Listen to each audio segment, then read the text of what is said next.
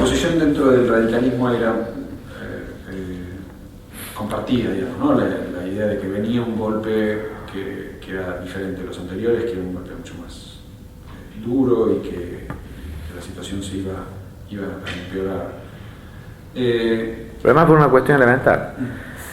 El radicalismo estaba obligado, por concepción ética y política, a defender el sistema democrático. El golpe venía a desalojar el sistema democrático. Y al mismo tiempo nosotros no podíamos hacer ninguna justificación de la violencia subversiva. De tal manera que nos íbamos a encontrar como el jamón del sándwich, protestando por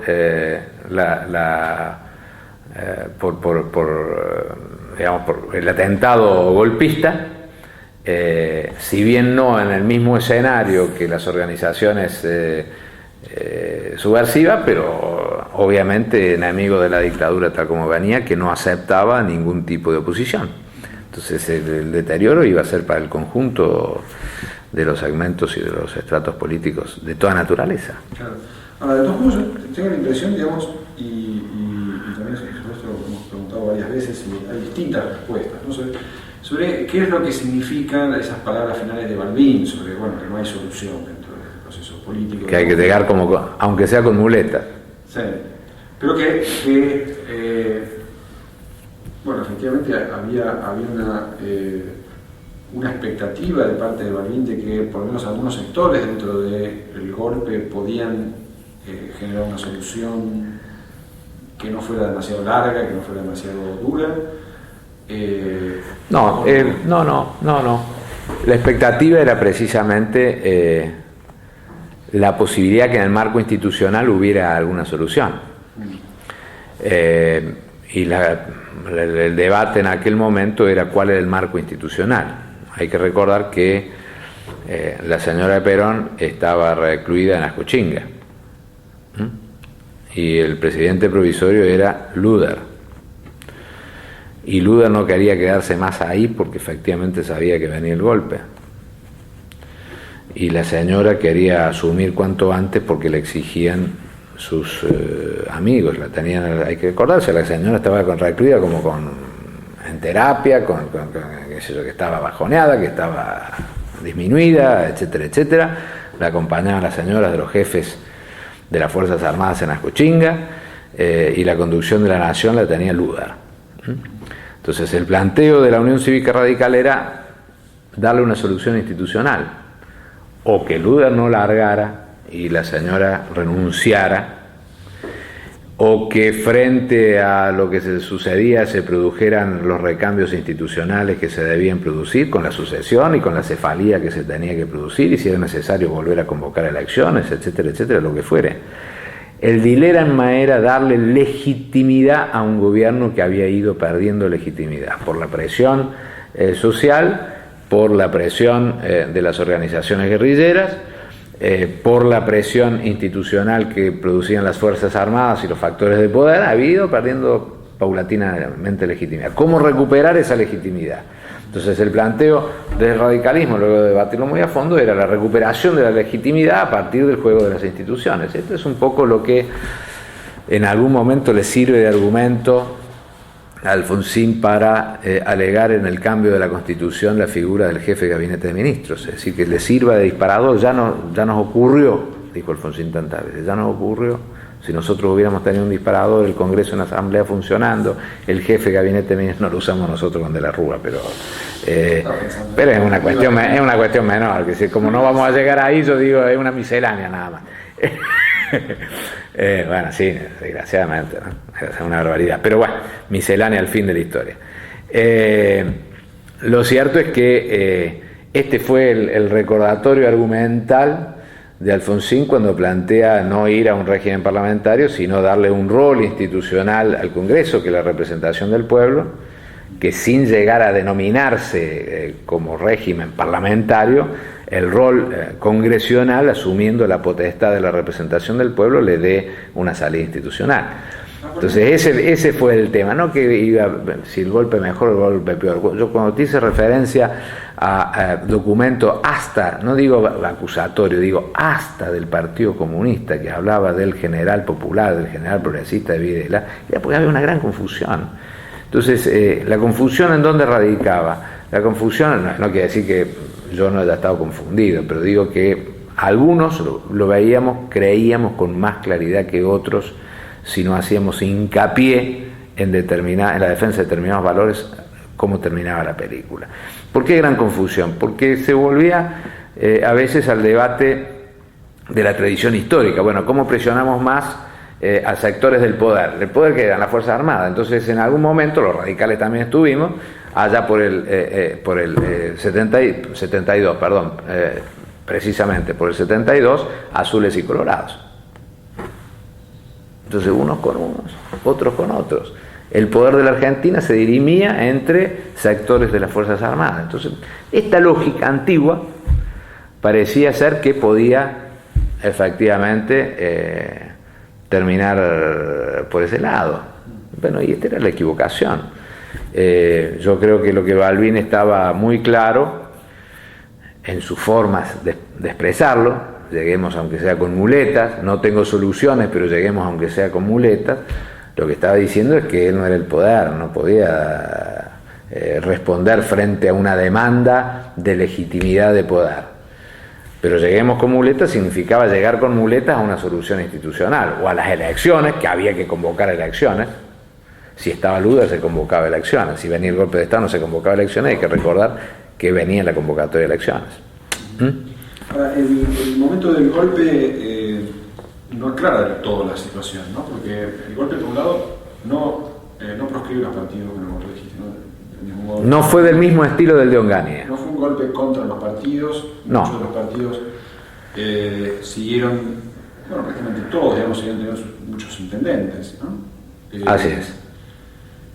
Y dentro de los partidos, incluido el radicalismo, se genera una discusión respecto de si hay sectores más blandos con los que se puede convivir, si Videla no es efectivamente el representante o el exponente de estos sectores, y bueno, Balbín participa un poco de esta idea, digamos, ¿no? De alguna manera apuesta a que Videla sea efectivamente el general que produzca la transición, ¿no? Yo no lo creo a eso. No lo creo. No lo creo a eso por un sinnúmero de razones. En primer lugar, porque desde el arranque, el primer bando de la Junta Militar habla de los viejos políticos y la vieja política que nos han traído acá. De tal manera que esto no era para que Balbín siguiera negociando nada. Estaba prácticamente desplazando. Además, en las propias Fuerzas Armadas había una disputa desde el vamos, además por anteriores relaciones cruzadas internas, de si ellos mismos no podían generar un espectro diferente en la política argentina. Nadie desconoce el intento de Macera, desde antes de llegar a la Junta Militar, por sus relaciones con algún sector montonero, de lanzarse o impulsar una alternativa política a esto. Pero además por un dato, el amigo, entre comillas, del gobierno con el radicalismo era Arguindegui, con Alfonsín digo entre comillas porque habían sido compañeros del liceo, con el único tipo que alguna vez pudo hablar por algún desaparecido o algún preso, como el caso de Amaya, por ejemplo, definitivamente no lo pudo salvar, o de Hipólito Solari Goyen, que afortunadamente lo pudo salvar. Pero por eso digo, amigos entre comillas, pero no se reconocían otras relaciones tan fluidas o fluidas ahí adentro con la cúpula militar. Al contrario, todo lo contrario. Ejemplo, digamos, a la postre, el juicio de la Junta Militar. No, pero digo por qué a la postre, porque no hubo ningún radical no lo ponga la Junta Militar por poner la fotografía, no hubo ningún radical que hiciera jamás ningún alegato sobre la Junta Militar. Y pudo haber alguno que dijera, bueno, pero mirá que fue menos que este otro, fíjate vos. No, nadie, al contrario. Al contrario. Yo no creo que así se hubiera dado, yo no, por lo menos no lo conozco, no he participado en ninguna reunión, no he escuchado ningún comentario de expectativas que tuviera Balbín con la junta militar que llegaba. Al contrario, Balbín era muy escéptico de cuál era el final, ¿no? Y el tan famoso caso de los intendentes, esto no era un acuerdo de ninguna manera con el gobierno. En los gobiernos de provincia, cuando llegaron, en algunos lugares llegaron civiles y en buena parte militares que no entendían un corno a lo que llegaban. Consecuencia de eso, no existiendo posibilidades de tener influencia en el sistema municipal, influencia política en el sistema municipal, se dejaron sin efecto los consejos deliberantes y a los intendentes, a los que se quedaban o a los que se venían, se los nombraban interventores municipales. Muchos intendentes, radicales y no radicales, renunciaron automáticamente. A muchos los rajaron. Y a otros, porque eran exitosos, porque era un gringo bueno, el pueblo lo quería, qué sé yo, venían al partido y le preguntaban, che, nos quedamos, nos vamos, miren que a mí me piden, bueno, qué sé yo, váyase, pero piénselo, vea. Y algunos cuando le decían piénselo, vea, se quedaba, pero no era una decisión política, no había una decisión política de los intendentes se quedaran. Era una cuestión más que obvia, que yo pongo hasta mi caso, yo era empleado administrativo de la legislatura de Córdoba, asesor de mi bloque de senadores. Bueno, vino el golpe de Estado, me rajé 2 meses porque estaba en la lista del tercer cuerpo que me iban a agarrar. Bueno, cuando más o menos se aclaró la cosa, que qué sé yo, que yo no pertenecía a ninguna organización terrorista, subversivo, lo que fuera, qué sé yo, bueno, me dijeron, bueno, ahora puedes venir, pero bueno, cuídate, qué sé yo. Al poco tiempo después, el gobernador de mi provincia era Chassein.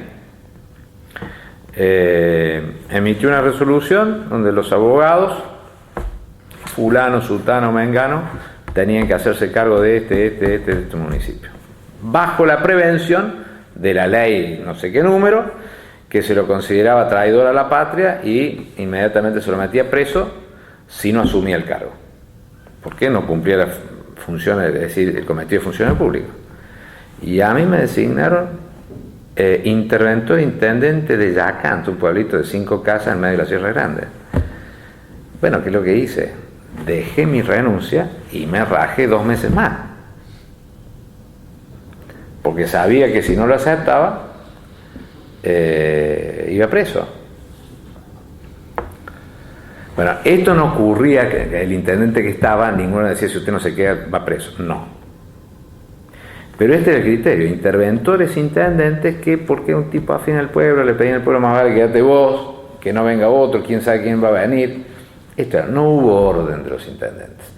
El peronismo dijo, ahí se quedaron, en vez de reconocer que el radicalismo defendió al gobierno peronista hasta el final, algunos bárbaros del peronismo todavía acusan radicalismo y se quedó con los intendentes. Bueno, ninguno de esos intendentes hizo políticas como para quedarse definitivamente, no era así. Ni le sirvieron al gobierno militar absolutamente para nada. Hubo otros que por supuesto se lo hicieron del campo de la política y de nuestro partido y de otros partidos, pero no con la imagen de los intendentes. No, el peronismo también tenía sus intendentes, además, pero no iba a la cuestión de... No, es interesante el caso de Córdoba, ¿no? Me interesa un poco más lo que vos dijiste sobre qué es finalmente la cuestión del MON, digamos, ¿no? De la idea del partido propio, ¿no? Da la impresión de que hay una tensión entre, digamos, la expectativa de los militares de poder organizar su propio partido, y eso supone disolver los partidos anteriores, ¿no? Y la búsqueda de ciertos interlocutores militares, digamos, que permitan participar de una apertura posible, ¿no? Nosotros entrevistamos varias veces a Joffre, a Ricardo Joffre, bueno, es muy interesante lo que él cuenta respecto de esa tensión entre los planes de muchos militares, que nunca quedó del todo claro, pero que incluían esta posibilidad de cooptar sectores de los partidos a través de los intendentes y de otros funcionarios. La posibilidad, digamos, de una transición que suponía acuerdos con los partidos existentes, digamos, ¿no? Reconocimiento de que esos partidos no iban a disolverse tan fácil. Por eso me interesaba ver un poco, si puedes explicar un poco mejor cómo se vivía eso dentro del radicalismo, porque da la sensación de que para muchos radicales, y para Balbín principalmente, era una zona de riesgo, digamos, ¿no? O sea, tratar de acordar algo con algún sector militar que estuviera dispuesto a hacerlo, suponía el riesgo de que esos militares quisieran disolver al propio radicalismo. Sí, a mí no me consta de las conversaciones que en este sentido hubiera tenido Balbín, no tengo que reconocer que no me consta, no la conozco. Sí, por supuesto, en esa época yo ya actuaba muy activamente en la conducción de distintos estamentos en el partido y lo cierto es que ese debate siempre estuvo presente alrededor de si la salida era contra los militares, con qué militares. Ese debate era habitual. Ese debate se daba en todo el espectro político, absolutamente en todo el espectro político. Nadie quería, hay que recordar que los actores de la década del 80 son los mismos de la década del 70. De tal manera que en 10 años habíamos sufrido el mismo trauma con características distintas, quizás en lo episódico, en lo temporal, pero dos irrupciones institucionales. Entonces, me parece que tanto los militares del 76, con su alegato y su ejercicio violento y terrorista, querían no cometer los errores que habían cometido los militares del 76,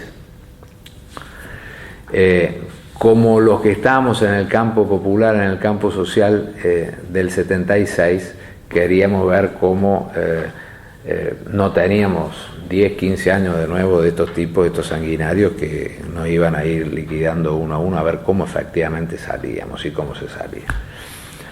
Y esto daba para alegar en ese sentido, contra o con quiénes. Entonces, esto estuvo muchas veces en el debate. Adentro del radicalismo esto se saldó muy bien, porque lo cierto que no hubo,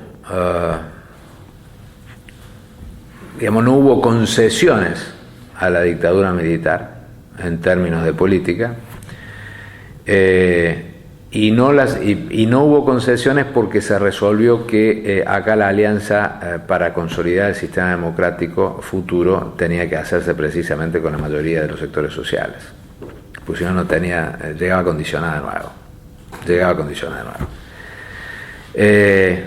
Y creo que se incorporaron a elementos absolutamente impensados. Y un elemento que no se puede descartar, un elemento clave, es la Guerra Malvinas. No, estamos muy avanzados ya en 81, 82, digamos, multipartidario. Así es. Pero antes de eso está digamos, para ser un poco más... 76, decimos. Claro, 76, 78, digamos, ¿no? Es concentramos, por ejemplo, el episodio Hidalgo Solá, ¿no? Hidalgo Solá es un interlocutor del gobierno de Videla, es un embajador. Hay una expectativa de que Hidalgo Solá es una pieza importante de una posible, en el futuro, transición, salida, acuerdo, negociación, y Hidalgo Solá es secuestrado, desaparecido, ¿no? ¿Cuál era el registro que tomaba el radicalismo frente a ese episodio? Evidentemente ahí había una señal de debilidad de sectores que podían ser relativamente moderados dentro del ejército, y una señal de el radicalismo tiene problemas y se aproxima a negociar con esta gente con la que evidentemente pero no se analizaba desde ese punto de vista. ¿Cómo se recibía? Es decir, se recibía antes del episodio de la muerte de Hidalgo Solá y con posterioridad. Es decir, antes de la muerte de Hidalgo Solá es que Hidalgo Solá era como un Morroy. Amigo de Balbín, sin duda, qué sé yo, interlocutor con algún segmento de las Fuerzas Armadas, que siempre los hay. Y que el radicalismo lo ha tenido siempre y que en el peronismo desgraciadamente lo ha tenido más. Digo desgraciadamente porque si no hubiera pasado tantas cosas. Pero siempre los hay y siempre los hubo. Pero que no definían la política del radicalismo. Y no le servían de análisis al radicalismo para decir Hidalgo Solá es el mensajero entre fulano y sutano que lleva y que trae posiciones. No servía porque el campo político funcionaba por otro lado. Que no quería decir que si hubiera tenido eco alguna de las posiciones que defendía Hidalgo Solá con algún sector de las Fuerzas Armadas, en algún momento no se hubiera planteado. Esto ya no se puede abrir juicio. Lo cierto es que fue eliminado precisamente por una parte de la Junta Militar porque no quería que siguiera haciendo este negocio. Esto es así, de que este negocio político, por supuesto. Esto es así de claro. Pero además Hidalgo Solá no estaba referenciado en el partido como un hombre de presencia política y de estatura política como para representar al radicalismo. En el mismo, es decir, lo designaron embajador y no se conmovió mucho el radicalismo. Diría que pudo haber habido alguna sobresalto mayor en la capital federal. En el resto del país, Hidalgo Solá no representaba nada más que el viejo tronco balvinista de don Julián Sanzarni Jiménez, amigo de la capital, punto. Y nada más. No era un hombre de la interlocución reconocido entre el radical, que podía ser usado como interlocutor, yo no digo que no. Y seguramente así fue. Interlocutor con unos, obviamente con otros no, y por eso lo mataron. Pero además el propio episodio también desgraciado del asesinato de Hidalgo Solá tampoco fue receptado con conmoción en el radicalismo, porque el radicalismo no lo sentía como un hombre que allí estaba cumpliendo una misión patriótica. Esto fue así, claramente fue así. Yo no dudo que durante esa época se hicieron 1000 contactos para ver si se podían aminorar los efectos del gobierno de la dictadura.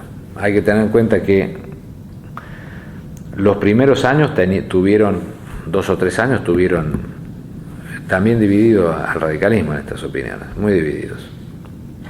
¿En qué sentido? ¿Cómo se expresaba esta división? Y todo lo que se expresaba como renovación y cambio, y con Alfonsín, categóricamente defensor de los derechos humanos, categóricamente peleador por las reivindicaciones sociales, reclamante de la recuperación democrática, pero en términos altisonantes, sino a ver cómo salimos. Y esto se expresó muy categóricamente en el episodio Hipólito Solá y Irigoyen, Mario Amaya, muy categóricamente. Para nosotros siguen siendo dos banderas flameantes de un testimonio de la Unión Cívica Radical, y en aquel momento para algunos radicales más pegados a Balbín no lo era así. Entonces Mario Amaya era defensor de algunos guerrilleros y de algunos sindicalistas medios combativos, y Hipólito más o menos lo mismo. Entonces, bueno, gran dolor por un muerto, pero no el dolor del asesinado vilmente.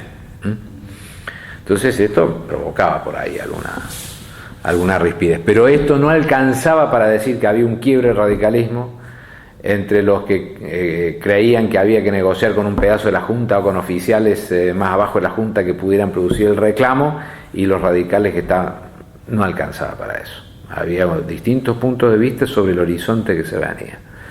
pero no un quiebre en el radicalismo de negociación en un sentido o en otro. Me parece que la ofensiva, además de aquel momento, era llevada por la Junta Militar, no por los partidos. Y la ofensiva es que, teniendo el 100% del poder y además el ejercicio del poder territorial por las Fuerzas Armadas, los electores de interlocutores eran las Fuerzas Armadas y no desde la política, que estaba muy diluida y muy desbandada. El año 76 y 77, pese a la persecución a todos los sectores de la guerrilla y a los intelectuales y a los hombres y mujeres de pensamiento discrepante con el gobierno, preocupaba mucho más eso que la propia militancia política o la elaboración de ideas políticas alrededor de cómo salir. Estábamos frente a la ofensiva del que tenía el poder y te buscaba para matarte o para eliminarte. De manera que era mucho más defensiva la actitud que de ofensiva. Sin perjuicio de eso, la conducción de nuestro partido sin duda habrá pensado muchas veces cómo encontrar un camino de salida, utilizando quizás la misma lógica tradicional. Lo que sucedía es que no tenía la misma lógica ni los actores del poder, ni los que estaban en el poder, ni íbamos a tener la misma lógica para salir de ese escenario del poder años más adelante, ¿no? Esto último que dijiste es muy interesante, ¿no? Porque da la sensación de que durante un tiempo muchos piensan la dictadura del 76 como si fuera parecida a la del 66. No, yo te cuento que desde el 24 de marzo en adelante fue desbande.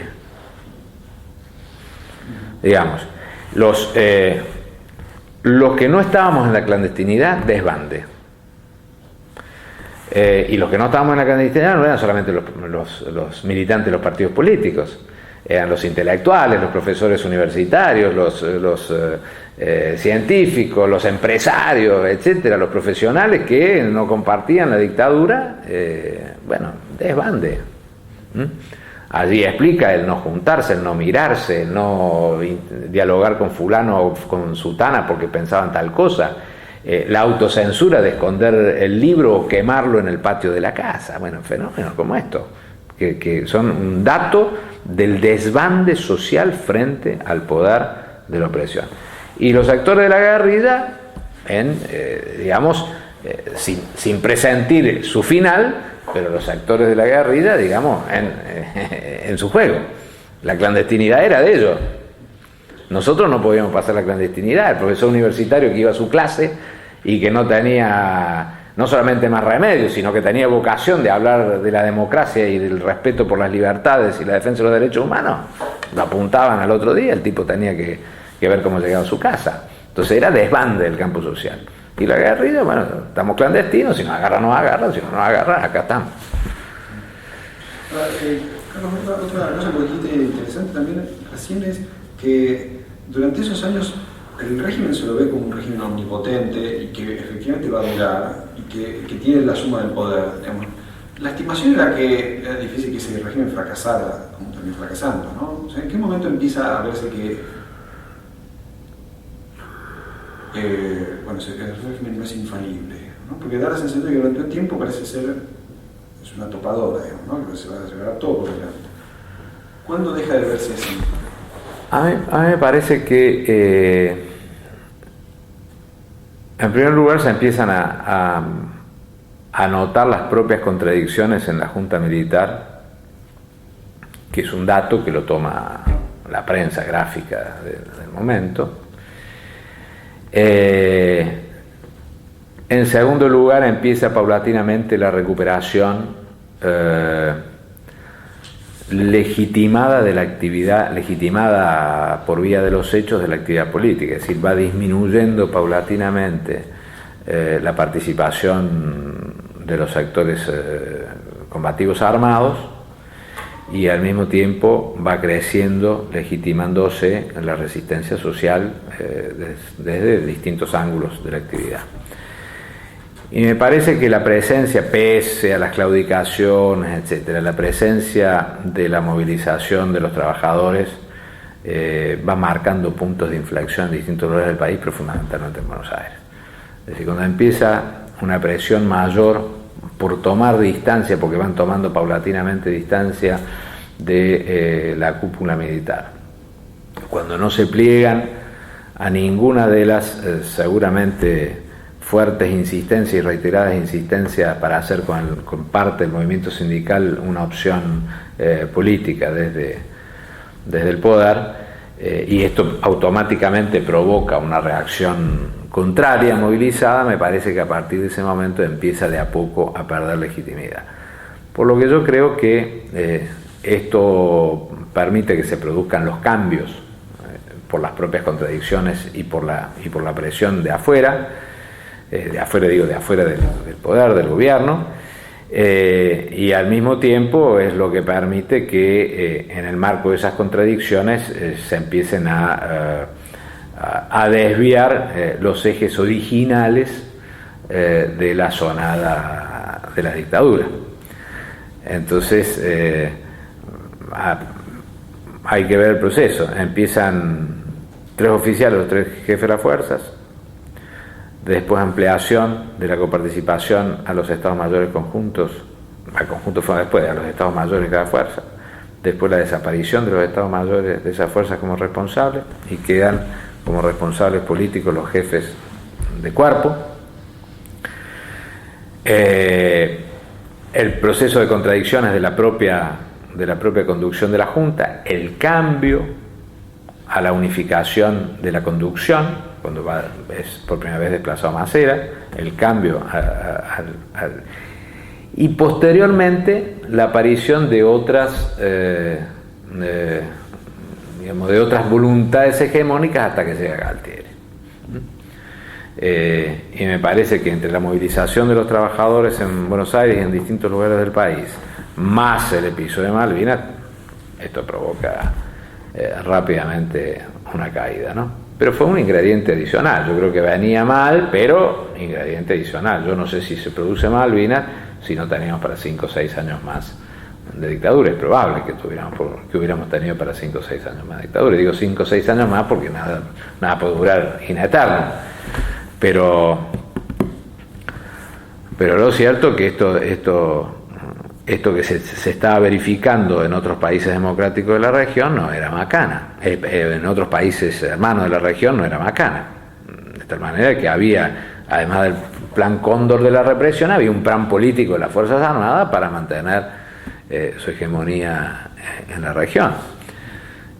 Bueno, Argentina, que primero sale por el episodio ocurrido. Sí, efectivamente, da la sensación, digamos, tal vez tu percepción no es exactamente la misma, pero quisiera ver si podemos precisarlo. Da la sensación de que es más el fracaso interno que la presión externa, digamos, ¿no? Hay una serie de elementos, digamos, de toma de distancia. Por eso yo te hablo de legitimidad. Hay una creciente legitimación y adquisición de legitimidad frente al conjunto social de la actividad política, pero que no alcanzaba. De tal manera que si nosotros dijéramos, por lo menos desde mi punto de vista, la legitimidad de la sociedad movilizada hizo caer a la dictadura militar, sí, más algunas otras cosas. La movilización de los trabajadores en Buenos Aires, sí, más otras cosas, más Malvinas. Cuando se produce Malvinas, en el radicalismo hay bastante debate, digamos, ¿no? Me da la impresión. Muchísimo debate. Nosotros hicimos una entrevista a Caputo sobre ese tema. Fue muy interesante lo que él contó sobre lo que sucede dentro del alfonsinismo, ¿no? O sea, dentro del alfonsinismo hay muchas críticas a Alfonsín y algunos asesores de Alfonsín porque no apoyan, ¿no? O incluso tienen opiniones críticas. Y son opiniones que son bastante minoritarias, digamos, ¿no? Salvo algunos sectores más bien de derecha que también critican a Soraya y Frondizi, digamos, el resto del espectro político apoya masivamente. ¿Cómo recordás vos esos momentos bueno, desde la invasión? Fue muy polémico. Fue efectivamente muy polémico. Tanto es así que en aquel momento hubo un representante del radicalismo en Malvinas. Es decir, Fuerzas Armadas le pidieron, los partidos políticos, qué sé yo, y fueron. Allá fueron. Representante oficial del radicalismo, allá fueron. Al mismo tiempo que Alfonsín era absolutamente crítico, no voy a repetir lo que dijo, pero ustedes lo saben igual que yo, y se afirmó en una cuestión de principio, dijo, bueno, vamos a jugarnos por los principios. Yo me acuerdo perfectamente bien porque a mi papá lo acabamos de operar de cáncer acá en el Instituto del Diagnóstico, el día de la invasión. Y mi padre presidía la Comisión de Relaciones Exteriores del bloque alfonsinista en el Comité Nacional. Y llegó Alfonsín a verlo acá en el Instituto del Diagnóstico. Mi papá hacía horas que había salido de la operación. Dijo, bueno, Carlos, ¿qué te parece? Y mi viejo era absolutamente coincidente con Alfonsín y las cosas que estábamos haciendo. Y dijo, bueno, le metemos, yo voy a decir esto, metele, dale. Así que me acuerdo de ese episodio perfectamente bien porque yo estaba ahí en el cuarto del Instituto del Diagnóstico. Y lo cierto es que Alfonsín no lo hizo en una especulación intuitiva. Corría todos los riesgos que a veces un político es aconsejado de no correr. Él tiene una virtud y tiene una virtud poco común, y es intentar pensar cómo opinarán 20 años adelante de lo que se hace hoy. Bueno, y a veces ha acertado y a veces ha errado. Hasta en los temas más críticos, a veces ha acertado y ha errado pensando así. Pero bueno, sin ser esto un azar, lo cierto es que él no tenía ninguna duda que la posición de principio, la actitud de principio era la que sostuvo, ¿no? Y bueno, lo apoyamos mucho en esto, y fue polémico, pero... ¿Cómo se expresaron esas polémicas? ¿Hubo debate interno? Y pues se expresó sobre un sentimiento nacionalista.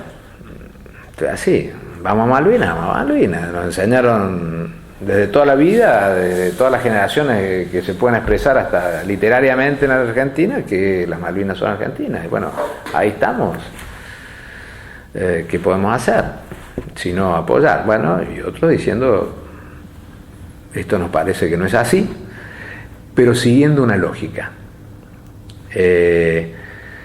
Y si la lógica dijo durante tantos años a un sector muy importante del radicalismo y al radicalismo en su conjunto, o sea que nos agarramos de esa lógica, el reencuentro con la democracia no es por la violencia, es por la participación de la mayoría nacional, de la masa, en esa recuperación democrática, por eso le da perdurabilidad.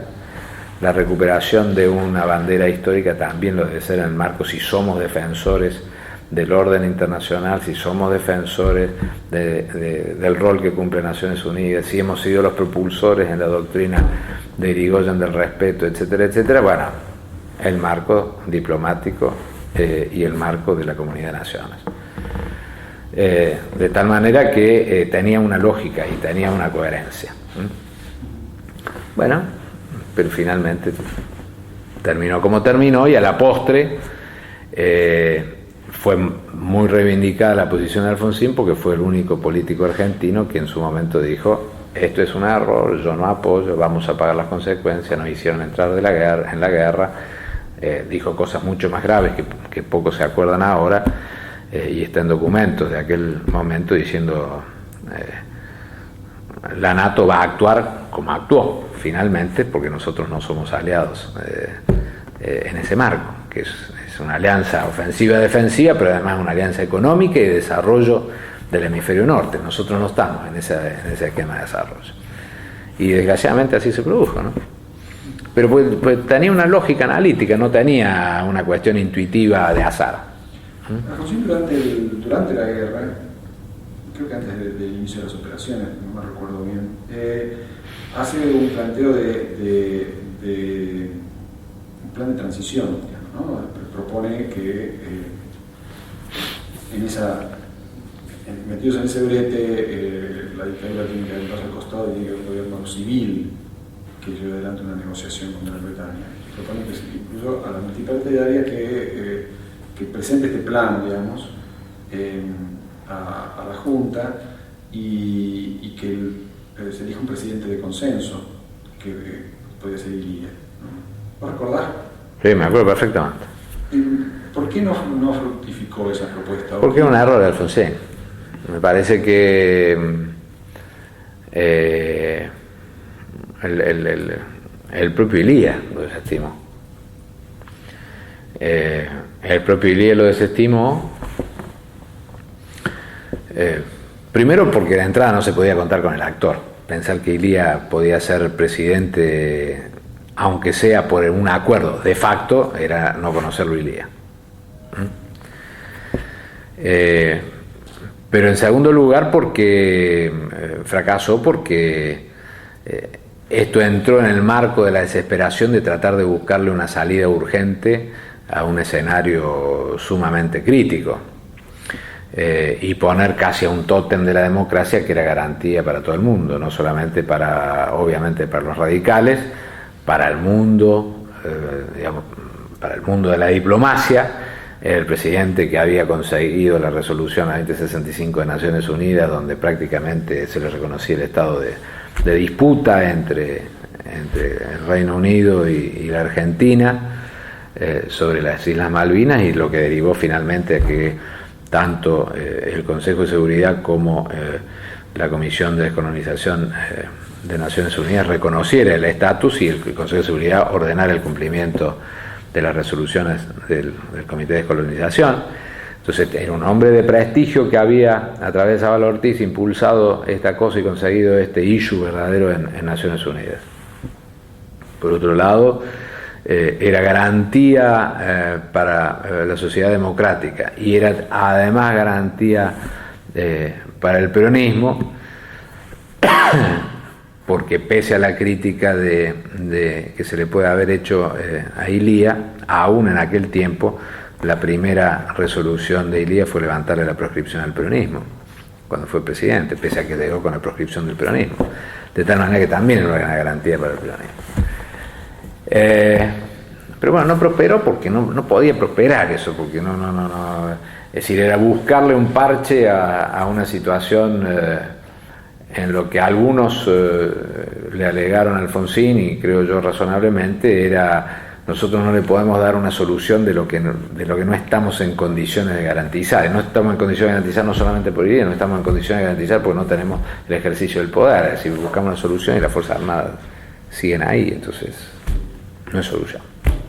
Pero no prosperó, se hizo una reunión del Comité Nacional, y el mejor testimonio fue que allí no prosperó, pese a que no se discutió en el Comité Nacional, pero fue un plenario del Comité Nacional muy álgido, que se hizo aquí en la calle Tucumán, al 1600, fue muy duro, pero no se discutió ahí adentro. Pero el mejor testimonio de que no aceptaba Ilía esto como posible, pero que además era absolutamente solidario con la posición progresista que había fijado Alfonsín, es que cuando tuvo que votar en el primer Comité Nacional por una decisión, no me acuerdo en este momento, muy importante, votó por la propuesta de Alfonsín, y no había sido la propuesta de Alfonsín.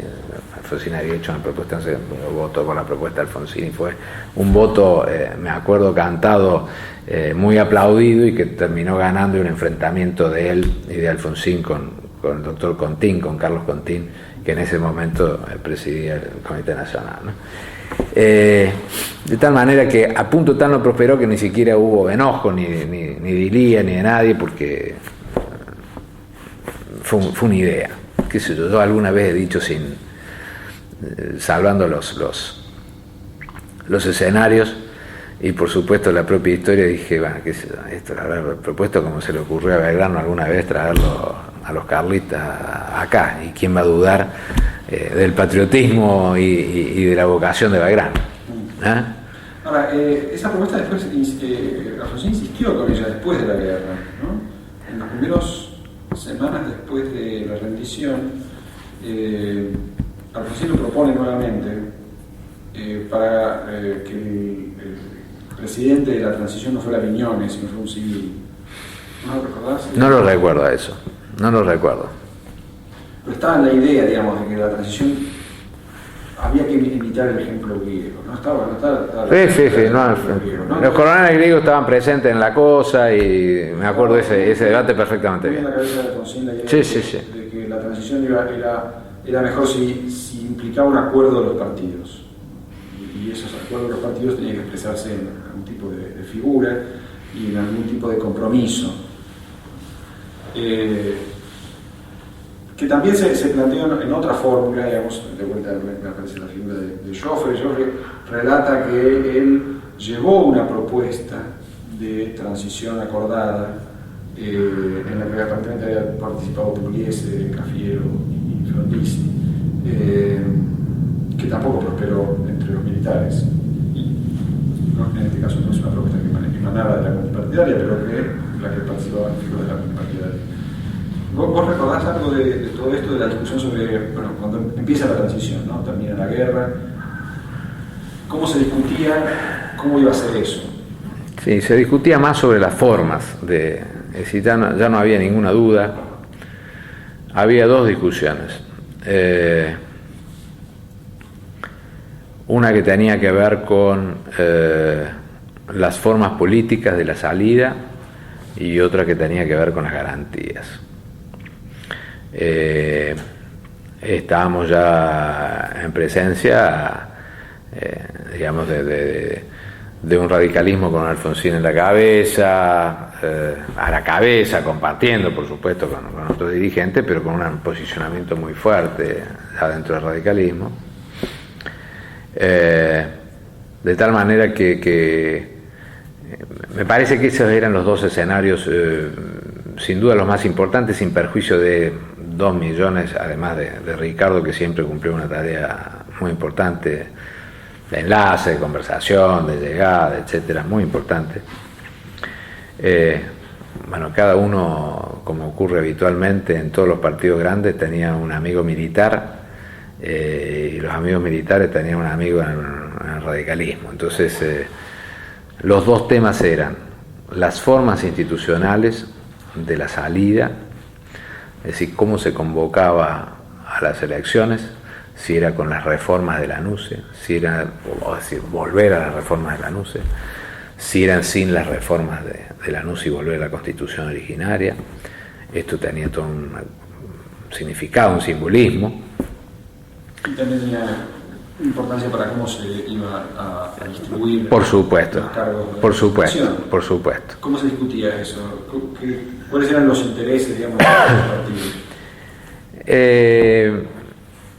Ahí estaba mezclado lo simbólico y primigenio y lo puramente especulativo en esa discusión. ¿Por qué? Porque sin duda iba a haber diferencias entre el peronismo y nosotros y los socialistas que participaban también de algunas de estas discusiones, sobre si se volvía al sistema de la reforma constitucional de facto de la NUCE, Monroy, o se implementaba el sistema viejo de la Constitución, el imperante hasta la reforma del 94. Entonces la especulación era cómo era el resultado electoral analizado distrito por distrito, además si se seguía utilizando el sistema de los electores o no se seguía utilizando el sistema de los electores, si de elección directa o por colegio electoral. Finalmente zanja la posición volviendo a la Constitución originaria, donde ya no podía haber polémica, como un punto transaccional, y por eso es que se vuelve a la Constitución del 53 con sus reformas posteriores, con sus reformas del 66, pero no las reformas ni del 49 ni del 57. Precisamente para zanjar como que era un punto de partida de conciliación entre todos. Y el otro punto era el de las garantías. Bueno, hay que olvidarse de la decreto de ley de autoamnistía. Entonces, garantías de unos o garantías de otros. Entonces en esto hubo hasta el radicalismo hubo polémica. Y en el peronismo la hubo, y en el radicalismo ganó una posición y el peronismo ganó otra posición. ¿Cómo fue ese proceso de polémica? Y porque la ley la famosa ley que se denominó de autoamnistía, era una ley que se daban por prescripto todos los hechos, digamos, ¿El debate cuál fue? Bueno, en lo político volvemos a lo primigenio, que nos concilia a todos, la Constitución del 53. Bueno, volvamos para atrás todo lo hecho. Bueno, yo no soy responsable, decía Viñones, este otro no es responsable, uno es responsable por Malvinas, el otro por acción, el otro por omisión, el otro por hacer terrorismo de Estado. Che, volvamos a foca cero. El argumento además es que siempre estuvo presente que el Congreso había votado tal cosa y que el decreto de Isabel había resuelto tal cosa. Entonces, como esa era una discusión permanente, bueno, decreto ley de pocos días antes de que cambiara el gobierno, pero que se venía discutiendo de muchísimo antes. Y esto abrió una polémica en el peronismo. El peronismo ganó una posición, que fue la que expresó Luder en la campaña, y el peronismo ganó otra posición, que fue la que expresó Alfonsín en la campaña. Entonces esto sí fue muy polémico, pero como no hubo conciliación, es decir, coincidieron los grandes partidos en que volver a la Constitución era una forma de encontrar acuerdo político para el ejercicio institucional que venía, y no coincidieron sobre las garantías. Bueno, lo que pasa es que nadie se imaginaba que iba a ganar Alfonsín. Entonces, bueno, también terminó siendo pacífico, pese a que no había, obviamente, acuerdo, ¿no? ¿Cómo fue la discusión? ¿Cuáles eran los argumentos de los que sostenían dentro del radicalismo que era necesario, bueno, aceptar y los argumentos de la historia del mundo? Es decir, son los argumentos clásicos. No había ningún argumento de detalle o de incorporación intelectual por los episodios de la Argentina, porque nadie iba a dejar de reconocer el ejercicio y la demostración efectiva del terrorismo de Estado tal como había ocurrido. Sí seguía campeando en sectores del radicalismo lo mismo que campeaba en muchos sectores de la sociedad. No es cierto, tal vez no fue así. Algo tenían que ver, nosotros no tuvimos que ver. Afortunadamente fue el que primero de todo cumplió esa misión formidable de transparentar frente a estos argumentos fue el diario del juicio a las juntas. El diario del juicio a la Junta cambió la opinión, lo digo hasta con mi ex suegro, radical afiliado de toda la vida, que bueno, yo a veces no podía ir a su casa y así algo tiene que ver, debe haber pasado algo, hasta que yo le llevé un día el informe de la Comisión Interamericana de Derechos Humanos que estuvo en Córdoba, y yo fui uno de los que fue al Hotel Crillon en aquel momento a dar información sobre desaparecidos y muertos de la juventud radical en aquel momento. Y después entonces la comisión me mandó el informe y se lo llevé, y mi suegro no lo quiso leer. Radical afiliado de toda la vida y un hombre reconocido democrático, no lo quiso leer. Me dijo: no voy a leer. No es cierto. Eso es en el año 80. Claro, en el 80, no es cierto. En el 80 vino la comisión y dijo: no es cierto, no lo voy a leer. Bueno, pero esto era bastante parejo en muchos segmentos de la sociedad argentina, hasta que apareció el diario de las juntas, diario que se distribuía gratuitamente en los kioscos de todo el país, el diario cotidiano de la marcha del juicio. Y ahí mi suegro, pongo este ejemplo porque era una media. Y mi suegro fue y no lo compró, se distribuía gratuitamente, fui y lo leyó del primero hasta el último. Y un día vino y me dijo: Carlos, tenías razón. Bueno, este era parte del debate que había en los grandes partidos, que somos una porción de corte transversal, horizontal en la sociedad argentina, tanto peronistas como radicales fundamentalmente. Entonces este debate, si valía la pena cobrarse, no cobrarse, bueno, finalmente se zanjó como se zanjó. Por eso es que hoy es inexplicable, bajo los argumentos de allá, punto final y obediencia debida, y en aquel momento tenía otra explicación y otro alegato. Bueno, qué sé yo, desgraciadamente ocurrió así, pero en la polémica previa a la transmisión del poder estaba este punto. Y bueno, el radicalismo terminó no dando garantías políticas discursivas, el peronismo terminó dando garantías políticas discursivas, no tenía más remedio ya Viñones que lanzar como lanzaba, y esa debe ser seguramente alguna que yo no las conozco, pero una de las críticas más fuertes que le deben hacer dentro de generacionalmente que le debieron hacer dentro de las Fuerzas Armadas, de cómo él había aceptado una cosa de esta naturaleza, pero no tenía más remedio, no tenía ya poder político para resolverlo. Volviendo al tema electoral y institucional, de con qué reglas se hacen, ¿no? las elecciones, hay una discusión sobre la distribución de las bancas. Bueno, hay dos discusiones que me interesa ver, si vos recordás cómo se dieron y cómo afectaban a los partidos de modo diferente, ¿no? O se esperaba que había mucha especulación respecto de cómo afectaban las reglas, ¿no? Una era cómo se distribuían las bancas, ¿no? Si la decisión finalmente de Viñones de favorecer a los distritos chicos tenía que ver con la idea o la especulación de que en esos distritos chicos iban a tener más fuerza partidos favorables al régimen, ¿no? Una fuerza, seguía presente la idea de una fuerza conservadora que podía ganar, cosa que terminó no siendo así, favoreció al peronismo, pero digamos, ¿se esperaba otra cosa o era parte de un acuerdo con el peronismo? Digamos, no hubo un acuerdo con el peronismo. La base, digamos, discursiva de la salida era poner reglas de garantías comunes.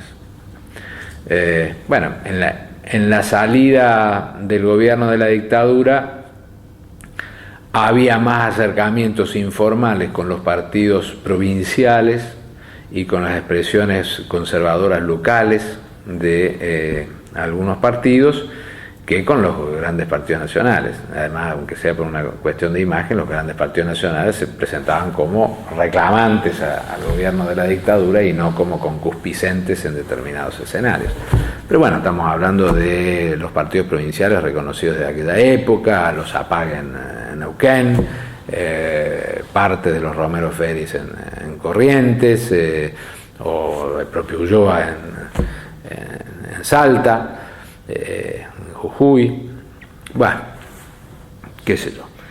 Yo lo que creo es que poco a poco se fue diluyendo esta expectativa que puede haber tenido algún segmento de las Fuerzas Armadas de encontrar no como una continuidad filosófica, intelectual del propio régimen que se iba, sino como una búsqueda de garantías, porque lo cierto es que lo que no había era garantías para los actores del proceso, sabedores de que esto tenía sus peligros, ¿no?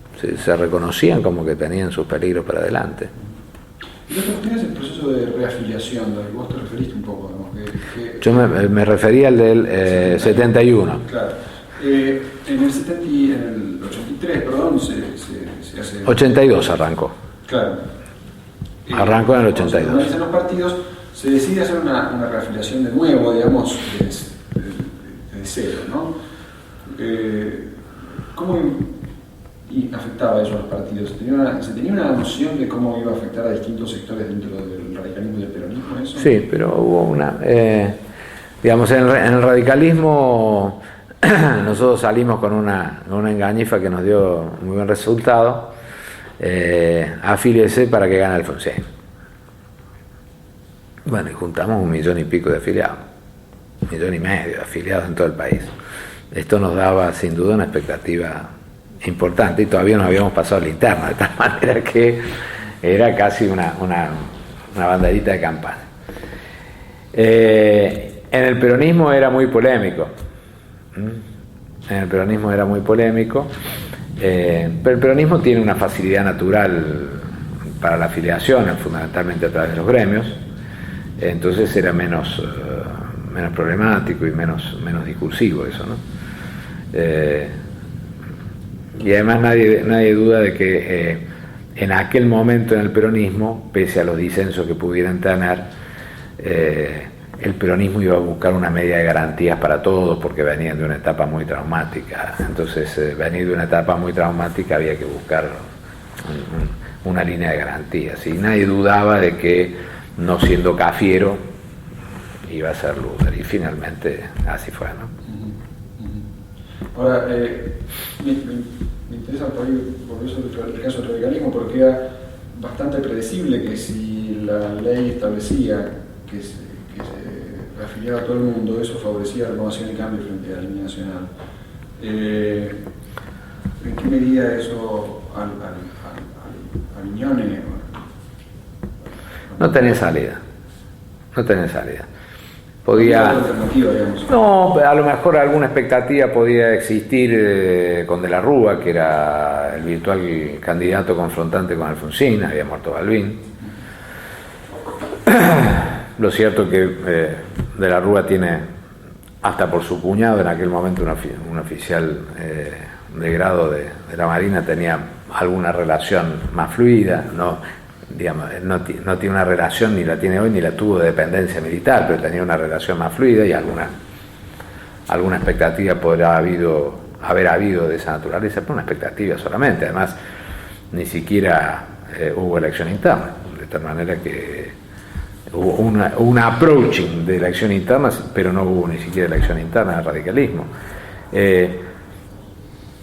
Yo lo que creo es que el gobierno militar tenía expectativa que ganara el peronismo, en este caso. No que ganara precisamente el radicalismo, que se sabía que iba a ser Alfonsín, el candidato, ¿no? Bueno, por un testimonio del 76 en adelante, lo que había venido haciendo Alfonsín, la juventud radical, que ya no éramos tan jóvenes, los sectores intelectuales y por supuesto académicos, universitarios, que estábamos acompañando dentro del radicalismo Alfonsín, ¿no? Pero tenía más expectativas sin duda en el peronismo. De hecho, la historia electoral dice que hubo una fuerte acción dentro de las Fuerzas Armadas para votarlo a Luder, y votaron todas las Fuerzas Armadas, votaron por el candidato peronista. Creo que vamos a tener que ir terminando. Y terminamos. Pero es un gran gusto charlar. Pero no llegamos al... ¿Cómo? Efectivamente.